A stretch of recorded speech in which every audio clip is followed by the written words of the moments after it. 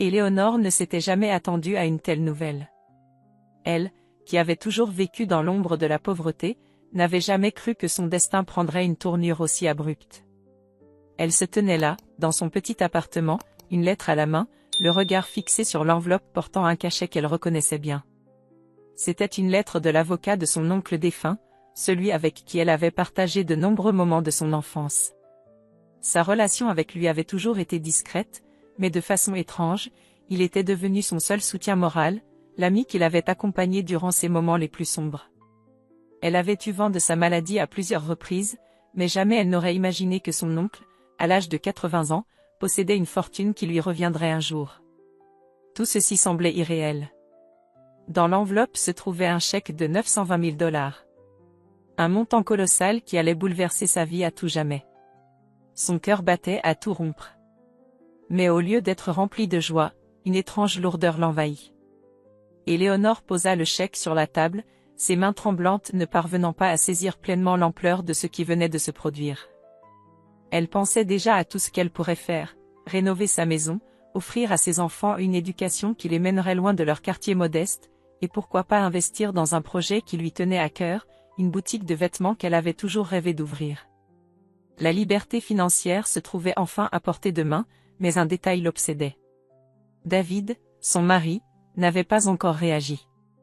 Il n'était pas là.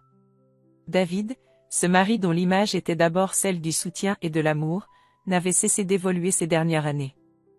Il avait toujours été charmant, mais une certaine distance s'était installée entre eux. Depuis qu'il avait obtenu son poste dans une entreprise en pleine ascension, il avait tendance à regarder le monde à travers le prisme de ses ambitions. De plus en plus souvent, il lui faisait comprendre que l'argent était le principal moteur de la réussite. Mais elle, Éléonore, n'avait jamais vu la vie de cette manière. L'argent, pour elle, était un outil, pas un but. Et maintenant, alors que tout semblait à sa portée, elle ne savait plus vraiment où elle en était. Quelques heures plus tard, David rentra enfin à la maison. Il entra dans le salon avec un sourire qui semblait moins sincère que d'habitude. Il posa son manteau, puis ses yeux se posèrent immédiatement sur l'enveloppe encore ouverte. Il ne posa aucune question, comme s'il avait déjà deviné. Mais son silence était lourd, presque gênant. « Tu ne dis rien ?» dit Éléonore en tentant de lire ses pensées. David, sans se départir de son sourire, s'assit en face d'elle. Il prit une grande inspiration avant de répondre. « Je vois que tu es surprise. C'est une somme impressionnante, hein ?» Ces mots étaient teintés de sarcasme, mais il y avait une étincelle de quelque chose de plus dans ses yeux, un intérêt mal dissimulé. « Et qu'est-ce que tu comptes faire de tout cet argent ?» Éléonore se leva d'un coup. Ce n'était pas la réponse qu'elle attendait. David ne semblait pas être aussi enthousiaste qu'elle. Elle avait imaginé des conversations pleines d'espoir, de projets communs, mais au lieu de cela, une question plus pragmatique s'imposait dans l'air. Comment allait-il réagir ? Je vais réfléchir à ce que je veux faire. Peut-être investir dans quelque chose qui a du sens pour moi. Elle voulait garder le contrôle, être maître de cette situation. Mais son cœur battait toujours plus vite, et elle ne pouvait ignorer la manière dont David la fixait. Il était déjà en train de penser à son propre bénéfice. David la regarda longuement, comme s'il analysait chaque mot qu'elle venait de prononcer.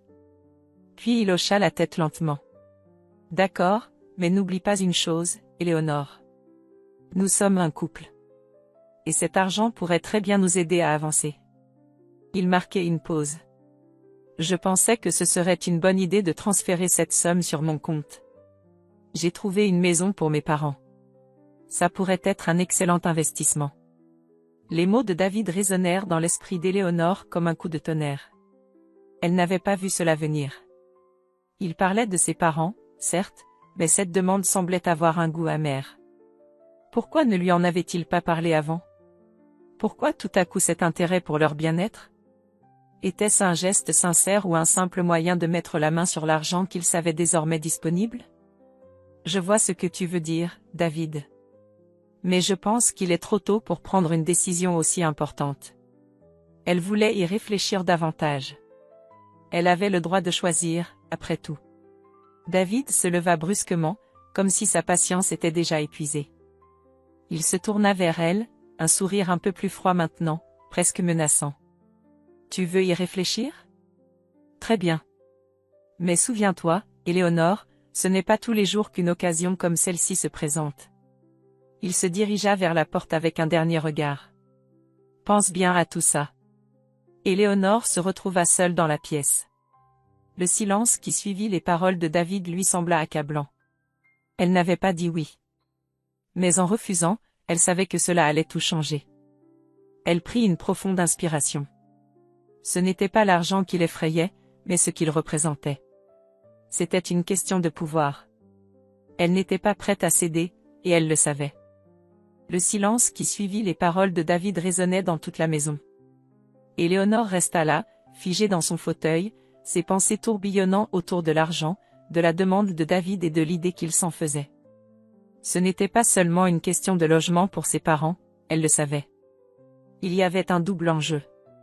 Un contrôle, une emprise qu'il tentait d'exercer sur elle, de la convaincre que tout ce qu'il faisait, il le faisait pour leur bien. Mais quelque chose en elle se rebellait contre cette manipulation silencieuse. Elle avait toujours été une femme indépendante, mais ce soir-là, quelque chose avait changé. L'argent n'était plus une simple opportunité, c'était devenu un levier, un test. Elle savait que refuser, c'était risquer de faire exploser tout ce qui avait tenu leur mariage ensemble jusqu'à présent. Mais accepter? Accepter signifierait qu'elle renonçait à son autonomie, qu'elle se soumettait une fois de plus à un rêve qui ne lui appartenait pas. Et ça, elle ne pouvait pas l'accepter. Le lendemain matin, alors qu'Éléonore s'occupait de la maison et des enfants, elle se sentit envahie par une lourde pression. Elle n'avait toujours pas trouvé le courage de discuter de la situation avec David. Mais elle savait que cette conversation ne pourrait plus attendre. La tension entre eux avait atteint un point de non-retour, et elle ne pouvait plus ignorer ce qu'elle ressentait au fond d'elle. David arriva en fin de matinée. En voyant sa femme, il se dirigea directement vers la cuisine, comme si de rien n'était, et commença à préparer un café, un geste qu'il faisait souvent quand il voulait garder un semblant de normalité. Mais il ne pouvait pas masquer l'agitation qui se lisait sur son visage. Il savait que quelque chose n'allait pas. « Tu as réfléchi à ce que je t'ai dit ?» demanda-t-il calmement, sans même la regarder. Il fixait sa tasse de café, mais ses yeux, eux, étaient ailleurs. Éléonore prit une profonde inspiration, tentant de rassembler ses pensées avant de répondre. « Oui, j'ai réfléchi. » Elle s'assit en face de lui, essayant de maintenir son calme, mais sa voix trahissait une tension palpable. « Mais ce n'est pas aussi simple, David. Il ne s'agit pas de ta famille. Il s'agit de ce que je veux faire de cet argent. Et, pour être honnête, je ne pense pas qu'il soit juste de prendre une décision aussi importante sans réfléchir à nos priorités à long terme. » David leva enfin les yeux vers elle, son regard s'assombrissant. Ce n'était pas la réponse qu'il attendait. Il posa sa tasse de café, soudainement sérieux. « Tu n'as toujours pas compris, n'est-ce pas? Ce n'est pas juste de l'argent. C'est une opportunité, Éléonore. Une chance d'aller de l'avant. De sécuriser notre avenir. » Il s'approcha d'elle, sa voix devenant plus ferme.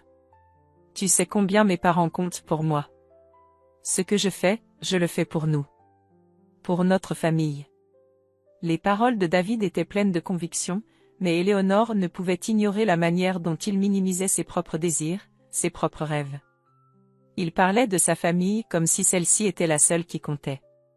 Ses yeux brillaient d'une détermination qui, au lieu de la rassurer, la mettait mal à l'aise. « Et moi, David? Et mes rêves? Je n'ai jamais demandé à ce que cet argent soit une simple monnaie d'échange. » Sa voix tremblait légèrement, mais elle s'efforça de garder le contrôle. « Je ne peux pas simplement tout sacrifier pour satisfaire tes attentes. » David resta un instant silencieux, ses poings serrés sur la table. Il la regarda fixement, comme s'il cherchait à comprendre ce qui venait de se passer. Puis il éclata d'un rire amer. « Tu me laisses sans voix, Éléonore. Tout ce que je t'ai demandé, c'est de m'aider à offrir quelque chose à mes parents, pour que nous puissions enfin avoir un avenir stable. Mais toi, tu veux faire tes propres projets. » Son sourire se fit froid. « Très bien. Fais ce que tu veux. » Éléonore sentit une montée de colère en elle. Elle savait que cette conversation ne résoudrait rien. David n'avait jamais vraiment cherché à comprendre ses préoccupations. Il les avait toujours balayées d'un revers de main. Il voulait simplement tout contrôler, tout diriger. Mais cette fois, elle n'allait pas céder. Tu sais quoi, David? Je vais prendre ma décision. Et si cela signifie qu'on doit se séparer, alors peut-être que c'est ce qu'il faut. Je n'ai pas besoin d'un mari qui me dicte ma vie. Elle se leva brusquement, fâchée mais déterminée. David la fixa sans dire un mot, la mâchoire serrée. Éléonore savait qu'elle venait de franchir une ligne qu'il ne pourrait pas ignorer. Elle avait pris la décision de ne plus se laisser manipuler. L'héritage qu'elle avait reçu n'était pas seulement une somme d'argent. C'était sa liberté. Et elle comptait bien la préserver. Le lendemain matin, Éléonore se leva tôt, le cœur lourd. La veille, les mots de David avaient résonné dans ses oreilles tout au long de la nuit. Elle avait su que cette confrontation était inévitable, mais à quel prix? La tension entre eux était désormais palpable, plus nette que jamais. Elle savait que leur relation était à un tournant. Et bien que David ait voulu minimiser la situation, elle ne pouvait s'empêcher de sentir que cette lutte pour l'indépendance allait avoir des conséquences plus graves qu'elle n'avait pu imaginer. Alors qu'elle préparait le petit déjeuner pour les enfants, elle entendit la porte d'entrée s'ouvrir brusquement. Elle savait qu'il était de retour. David entra sans un mot, ses pas lourds sur le parquet, comme si chaque mouvement était empreint d'une colère à peine contenue. Elle n'eut pas besoin de le regarder pour savoir qu'il était fâché. Elle avait vu ce regard trop souvent ces derniers mois. Il s'approcha d'elle avec une expression sombre, mais il n'osa pas lui parler tout de suite. Il s'arrêta près du comptoir, l'observant en silence. Puis, d'un ton glacial, il brisa enfin le silence. « Tu penses vraiment que je ne sais pas ce que tu fais, Éléonore?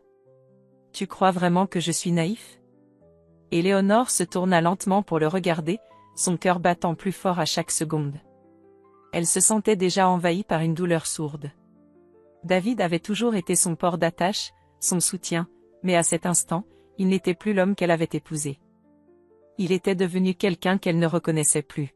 « Qu'est-ce que tu veux dire ?» demanda-t-elle calmement, bien que le tumulte intérieur qu'elle ressentait menaçait de se dévoiler. David la fixa droit dans les yeux, et dans un éclat de colère qu'elle n'avait jamais vu chez lui, il répliqua. « Tu penses que je ne me suis pas rendu compte que l'argent que je croyais avoir brûlé n'a jamais disparu? Ce n'était pas de l'argent, n'est-ce pas? » Il rit amèrement, le rire résonnant dans la pièce comme une menace. « Tu m'as manipulé depuis le début. » Éléonore sentit son ventre se nouer. Il savait. Il savait qu'elle avait dissimulé l'argent, qu'elle l'avait protégé contre sa volonté. Mais il n'avait pas la moindre idée de ce que cela signifiait pour elle. Il n'avait pas compris le choix qu'elle avait fait, l'ampleur de ce qu'elle avait sacrifié pour préserver sa dignité et sa liberté. « Ce n'était pas un jeu, David, répondit-elle doucement, ses yeux cherchant à capter les siens. Je voulais juste avoir le contrôle. Je ne pouvais pas laisser cet argent devenir une arme contre moi. » Il se rapprocha d'elle, sa voix devenant plus menaçante. « Et tu crois que ce que tu as fait est juste ?» demanda-t-il, sa main se posant sur la table avec un bruit sec. « Je t'ai fait confiance. Je t'ai demandé de m'aider, et tu m'as trahi. » Éléonore baissa les yeux, tentant de réprimer la vague d'émotions qui menaçait de déborder. Elle ne pouvait plus tenir ce rôle de soumise. Elle avait pris une décision, et elle n'allait pas se laisser manipuler une fois de plus. « Je ne t'ai pas trahi, David. J'ai fait ce qui était juste pour moi. Pour nous. » Elle respira profondément avant de continuer. « Je ne pouvais pas te laisser faire de cet argent un moyen de contrôle. Tu ne sais pas ce que c'est, de se sentir pris au piège. » David fit un pas en arrière, son expression devenant plus dure encore. Il semblait chercher quelque chose dans ses yeux, une trace de culpabilité, mais elle n'en trouva aucune. Il était bien trop occupé à nourrir sa propre colère pour voir la vérité dans ce qu'elle disait. « Tu veux que je parte, c'est ça ?» Il éclata, furieux, avant de prendre une grande inspiration. « Tu sais quoi, Éléonore, tu vas finir par regretter de m'avoir défié. Tout ce que tu as maintenant, c'est cet argent. Mais tu vois, c'est tout ce que tu auras. » Sans dire un mot de plus, David se tourna sur ses talons et quitta la pièce aussi soudainement qu'il était arrivé. Éléonore se retrouva seule dans la cuisine, le bruit de la porte qui se fermait résonnant dans ses oreilles. Elle ferma les yeux un instant, une vague de tristesse l'envahissant. Elle savait que cette situation n'était plus réversible. David n'était plus celui qu'il prétendait être. Mais elle, Éléonore, avait un plan. Elle n'allait pas se laisser briser. Le seul moyen de prendre son avenir en main était d'aller de l'avant, de construire quelque chose de plus grand que la colère et la trahison. Elle se dirigea vers la pièce voisine, où le chèque d'héritage reposait toujours, intact. Elle le prit dans ses mains, le regarda un instant, puis le rangea dans un tiroir verrouillé. Cela ne faisait plus partie du passé, cela faisait partie de son avenir. Et ce futur ne dépendait plus de David. Éléonore n'avait pas vu la journée passer. Après la violente confrontation avec David, son esprit était en ébullition. Chaque moment semblait être un tourbillon de pensées contradictoires et d'émotions qu'elle n'avait pas l'habitude d'affronter. Le départ de David avait laissé un vide dans la maison, mais paradoxalement, un espace pour respirer. Il n'était plus là, mais il la hantait toujours, de par sa présence invisible, ses exigences, et la violence silencieuse de sa tentative de la contrôler. Elle se rendit compte qu'elle ne pouvait plus simplement vivre en attendant des réponses. Elle devait se réinventer. Ce que David avait essayé de lui enlever, son autonomie, elle allait le reprendre. Elle se leva, les yeux déterminés, et sortit de la maison. L'air frais du matin la frappait en pleine figure, comme une nouvelle promesse. Elle avait un chemin à tracer, et c'était maintenant ou jamais. Les premiers jours après la séparation furent un tourbillon. Il n'y avait plus de place pour les regrets, ni pour l'hésitation. Éléonore commença à établir des plans concrets, un projet qu'elle avait longtemps rêvé d'accomplir, mais qu'elle n'avait jamais osé réaliser par peur de l'échec. Elle se lança dans l'ouverture de sa propre boutique de vêtements, un lieu unique qui reflèterait sa vision du monde, de la mode et de la liberté. Les premières semaines étaient difficiles.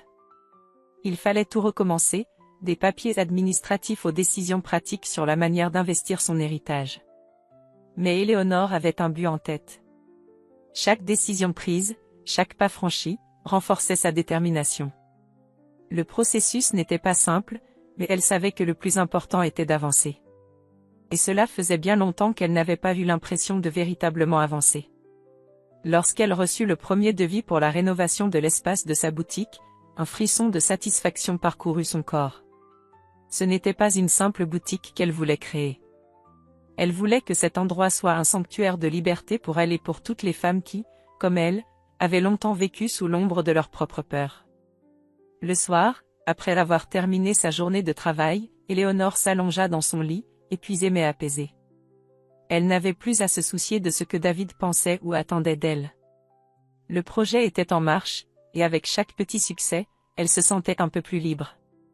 Le chemin était semé d'embûches, bien sûr, mais pour la première fois depuis longtemps, elle sentait qu'elle était sur la voie de son propre bonheur, un bonheur qu'elle avait longtemps cru hors de portée. Mais les jours suivants, une nouvelle réalité la frappa, la solitude. Cette liberté qu'elle s'était imposée venait avec des sacrifices qu'elle n'avait pas pleinement anticipés. Le manque de soutien, l'isolement de son ancienne vie, pesait sur elle. Elle se surprenait parfois à regarder son téléphone, espérant un message de David, une lueur d'espoir qu'il reviendrait, qu'il changerait. Mais elle savait au fond d'elle qu'il n'y avait pas de retour en arrière possible. Un après-midi, alors qu'elle était dans son futur local de la boutique, discutant avec des architectes pour finaliser les plans de rénovation, son téléphone vibra. Un message de David. Le cœur d'Éléonore s'accéléra sans qu'elle puisse se l'expliquer. Elle regarda l'écran, hésitante, puis appuya sur le message. « J'ai réfléchi à tout ça, Éléonore. Peut-être que j'ai eu tort. Je voulais juste qu'on aille de l'avant, ensemble. Peut-être qu'on peut trouver un moyen de tout reconstruire. Tu me manques. » Elle ne savait pas quoi répondre. Un part d'elle ressentait un pincement au cœur, une vieille douleur qui n'avait pas encore guéri. Mais une autre part, plus forte, plus résolue, savait qu'il n'y avait pas de place pour les regrets dans sa vie.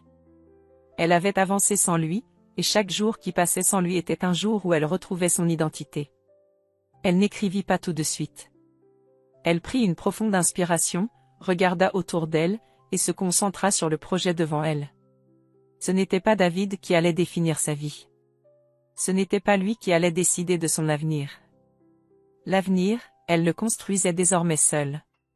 Et cela ne faisait que commencer. Elle laissa le message de David sans réponse.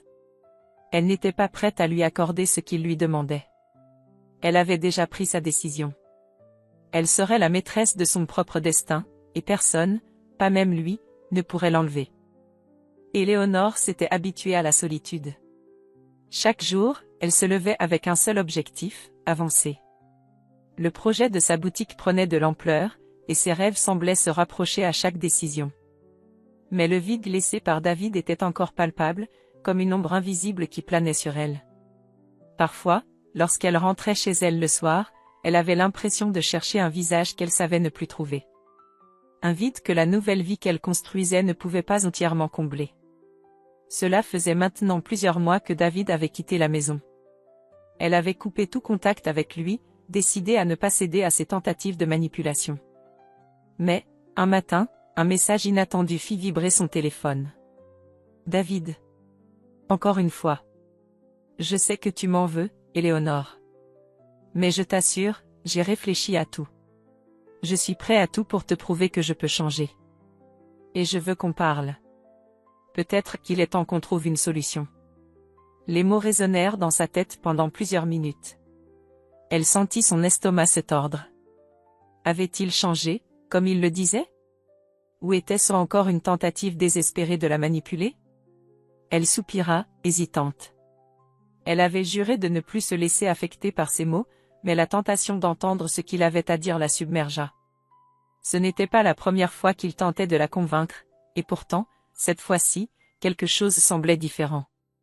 Ce n'était plus l'arrogance qu'il affichait habituellement, ni le contrôle qu'il cherchait à imposer. Non, cette fois-là, il semblait véritablement désespéré. Mais comment savoir s'il parlait sincèrement? Éléonore se retrouva à douter, se demandant si son cœur n'était pas en train de jouer des tours à son esprit. Après quelques heures de réflexion, elle décida de lui accorder un rendez-vous, mais avec une condition, il se retrouverait dans un lieu neutre, un café tranquille. Ni chez lui, ni chez elle. Elle ne voulait pas qu'il ait l'illusion qu'elle était prête à revenir en arrière. Elle voulait juste comprendre. Comprendre ce qui l'avait poussé à la manipuler pendant tant d'années. Et surtout, savoir s'il était vraiment capable de changer. Le café était petit et calme. Éléonore arriva en avance, attendant patiemment sur une chaise en bois sombre, une tasse de café entre les mains. Elle observait les gens autour d'elle, mais son esprit était ailleurs. Elle s'imaginait déjà la conversation à venir, chaque mot qu'il pourrait dire, chaque réaction qu'elle pourrait avoir. Mais aucun scénario ne semblait suffisant pour l'aider à se préparer à ce moment. David arriva enfin. Il avait l'air fatigué, plus vieux d'1 an, comme si le temps l'avait usé. Il s'assit en face d'elle, sans un mot, mais il ne la quitta pas des yeux. Le regard qu'il lui lança était à la fois implorant et hésitant. Cette fois, il n'avait pas ce regard de supériorité qu'il arborait habituellement. Il avait l'air humain, vulnérable. Mais Éléonore savait que cela ne suffisait pas à effacer ce qu'il lui avait fait. « Je sais que tu ne me fais plus confiance, » commença David, sa voix rauque. « Je l'ai vu dans tes yeux quand tu m'as quitté. Je t'ai blessé. Je regrette tout. Si je pouvais revenir en arrière. » Éléonore le coupa avant même qu'il puisse terminer sa phrase. Elle ne voulait pas entendre des excuses qu'il n'avait pas encore méritées. « Si tu veux me dire que tu regrettes, David, ce n'est pas ici que tu vas trouver une solution, » répondit-elle calmement, sans élever la voix, mais avec une fermeté qui la surprit elle-même. « Tu m'as manipulé pendant des années. Ce n'était pas seulement l'argent, c'était tout. Tu m'as emprisonné dans une vie qui n'était pas la mienne. » David baissa les yeux, honteux. Éléonore se leva, le regardant de haut. « Je n'ai pas besoin de tes regrets. Ce dont j'ai besoin, c'est d'une vie où je suis maîtresse de mes choix. Où je suis maîtresse de mon destin. » Elle fit une pause. « Et je n'ai plus de place pour toi dans ce destin. » David, désemparé, se leva à son tour. Il semblait sur le point de parler, mais il n'y avait plus rien à dire. Il savait que tout était fini. Les années de manipulation, de mensonges et de trahison avaient fait leur œuvre. Ce qu'il cherchait à réparer était irréparable. Il s'éloigna silencieusement, sans un mot de plus. Éléonore resta là, seule, un soupir d'étrange soulagement échappant à ses lèvres. Ce n'était pas facile. Cela ne le serait jamais. Mais elle savait qu'elle venait de franchir une étape décisive dans son cheminement personnel. Ce n'était plus une question de pardon. C'était une question de survie, de liberté. Et maintenant, elle était prête à aller de l'avant. Éléonore se tenait debout, devant la vitrine de sa boutique, observant les passants qui se hâtaient dans la rue. L'afflux de personnes, les bruits de la ville, tout semblait si lointain et pourtant si réel. Elle avait passé des mois à imaginer ce moment. Et maintenant, elle était là, debout dans ce lieu qu'elle avait bâti de ses propres mains. Un rêve devenu réalité. Elle n'avait jamais cru que l'argent pouvait apporter une telle transformation, mais elle s'était vite rendue compte que ce n'était pas l'argent qui comptait vraiment. Ce qui comptait, c'était la liberté qu'elle s'était donnée. La possibilité de choisir. De prendre les rênes de sa vie et de reconstruire quelque chose de beau, de solide, qui lui appartenait entièrement. Elle n'avait plus besoin de l'approbation de personne. Plus besoin de David, plus besoin de quiconque pour valider ses choix. Elle était devenue sa propre source d'inspiration. Les premiers jours dans la boutique avaient été pleins de doutes et d'incertitudes. Elle ne savait pas si les gens allaient répondre à son appel, si elle réussirait à attirer les bons clients, si son concept allait prendre. Mais peu à peu, les résultats étaient là. Le bouche à oreille avait fonctionné, et la boutique était désormais un petit havre de paix pour celles qui cherchaient à s'affirmer, à se libérer de l'emprise des autres. Les ventes augmentaient, mais plus encore, les sourires et les témoignages des femmes qui entraient dans son magasin la rendaient chaque jour plus convaincue qu'elle avait fait le bon choix. Un jour, alors qu'elle rangeait des vêtements dans l'arrière-boutique, son téléphone vibra. C'était un message de David.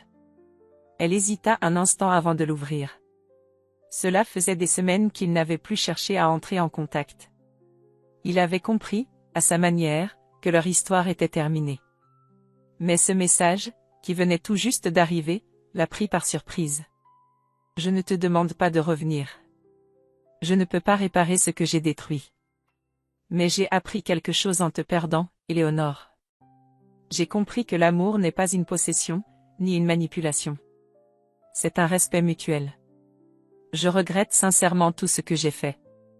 Je te souhaite d'être heureuse, même si cela signifie que je ne fais plus partie de ta vie. Éléonore se laissa tomber sur une chaise, les yeux fixant le message, mais son esprit ailleurs. Elle avait toujours cru que David était la clé de son bonheur, qu'il représentait la stabilité, l'amour, la sécurité. Mais ce message n'était qu'un rappel que tout ce qu'elle avait cherché à travers lui ne viendrait jamais de l'extérieur. Cela venait d'elle. Elle était la seule personne capable de s'apporter ce qu'elle cherchait, l'indépendance, le respect et l'amour propre. Elle prit une grande inspiration, sans hésiter, répondit. Pas pour David. Pas pour essayer de réparer quoi que ce soit. Mais pour elle-même. Je suis désolée, David. Mais je suis enfin libre. Et je ne reviendrai pas en arrière. J'ai retrouvé ce que je cherchais en moi. Le téléphone posé, elle se leva lentement et s'approcha de la fenêtre. La vue de la rue animée, le soleil qui se couchait lentement, tout semblait en harmonie avec ce qu'elle ressentait à l'intérieur. Le vide qu'elle avait ressenti après leur séparation avait disparu, remplacé par une sérénité qu'elle n'avait jamais connue. Elle avait cru qu'elle était perdue sans lui, qu'elle serait condamnée à la solitude, mais elle venait de comprendre que la solitude n'était pas une malédiction. C'était une liberté. Une chance de se réinventer, d'écrire sa propre histoire. Les semaines passèrent, et la boutique devint un véritable succès. Mais plus important encore, Éléonore se redécouvrit. Elle rencontra de nouvelles personnes, forgea des amitiés sincères, et retrouva sa place dans un monde qu'elle pensait avoir perdu. Elle se rendait compte que ce n'était pas l'héritage qu'elle avait reçu qui avait changé sa vie, mais la façon dont elle avait choisi de le vivre. Elle ne dépendait plus de quiconque. Elle avait trouvé sa force dans l'indépendance, dans la possibilité de faire ses propres choix. Un jour, en traversant la rue devant sa boutique, elle aperçut une petite ruelle qu'elle n'avait jamais remarquée auparavant. Curieuse, elle s'avança et trouva une petite librairie, discrète, cachée entre deux bâtiments. Elle entra sans réfléchir, guidée par une intuition qu'elle n'avait jamais eue auparavant. À l'intérieur, parmi les livres, un titre attira son attention, Le pouvoir de choisir. En l'ouvrant, Elle lut quelques lignes et se rendit compte que cette lecture résumait parfaitement ce qu'elle ressentait. Le pouvoir de choisir, de créer, de transformer sa vie à tout moment, sans attendre l'approbation de personne. Elle sourit, satisfaite de cette nouvelle découverte. Ce n'était pas une coïncidence. C'était la vie qui lui offrait encore une chance de se réinventer, encore et encore.